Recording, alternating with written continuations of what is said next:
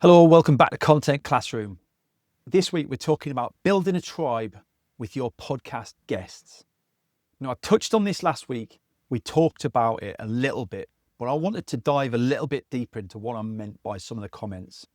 So remember when you're launching a podcast or a video series or even a series of webinars, right? You're not just collecting guest speakers, you're building a community. So every person who sits on the opposite side of the screen, whether it's in person, whether it's virtual, they're part of something bigger. Too often I see podcast hosts interviewing great people. Some of them are celebrities. Some of them are just part of their network. Some of them are strangers who've been drawn towards the podcast for whatever reason. Very rarely do I see those two people staying in touch. Now, for me, as a B2B podcast host, I find that the beauty of connecting two sets of people together is something that we should never underestimate the power of that.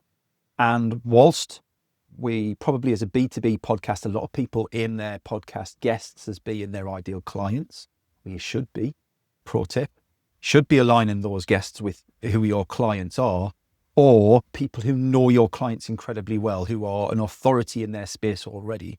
Why would you then not facilitate building a relationship with that person? So for me, this all starts pre-podcast. We send out detailed instructions. We make sure the guest feels comfortable and welcome, that they've got all their information in advance. They've got promotional materials. They know the agenda for the day. They know how it's going to work. I've answered any questions that they've got. And so they can come to the day free of as much anxiety as they can, because even guests who are used to speaking on podcasts get anxious. I go through some housekeeping. I keep it all nice and calm and simple. We have the nice flowing conversation on the podcast itself. And then I make sure that there's time afterwards for a debrief.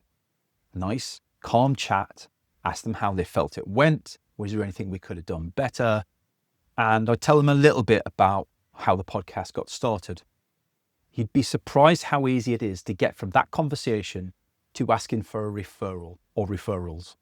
Now, those people have come on my podcast and they don't know me from Adam quite a lot of the time, but they've had a wonderful experience. We've had a great conversation, and actually they're looking for ways that they can reciprocate. And the referral is an easy way for them to do that. But beyond that, there's an opportunity to build a community of ex-guests. You could connect them to each other. I often do this. I often connect guests especially the ones that have their own podcasts. Who would you like to speak to? Who is it that is an ideal guest for you? Oh, I know someone. They were on my show a few weeks back. They were brilliant. I'd highly recommend them. Let me connect you both.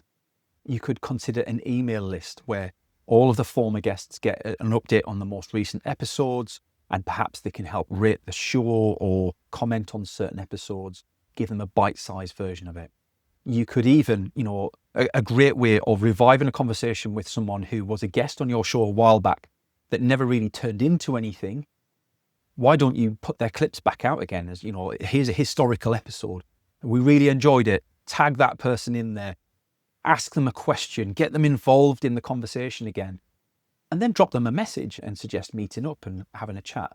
It's all about building that social capital with people, getting to know them, and finding out how you can refer each other. So as much as I promote you asking for referrals, perhaps you start that conversation off with, is there anybody out there that you would like to meet? Who's your ideal client and what do they look like? What do they sound like? What are they saying? So whilst a lot of my work is around content, let's be honest, the ideal goal at the end of all of this is for us to generate business for ourselves and for each other. That's what it's all about. That's what content does. It generates business, it generates value, generates return. So if you want to build a successful podcast community, start with your guests, because they likely already have a social media following. They're already adding value in your episode and across their own social media. And if you don't connect with them, then you're really wasting that opportunity. And a podcast can be quite expensive, either time consuming, money that you pay for software, third party to help with the editing, repurposing, distribution, whatever that looks like. You need to get your money back. You need to make a return on that.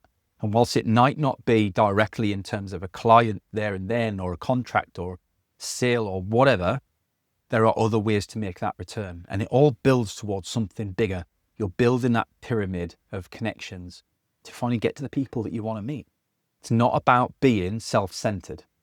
And if you go at it from the angle of, I need to get a return from this, then you're going to fail. It's always about adding the value first.